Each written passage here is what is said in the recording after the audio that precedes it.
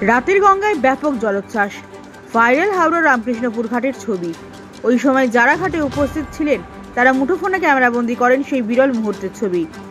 বৃহস্পতিবার রাত 11:22 ঘটনা।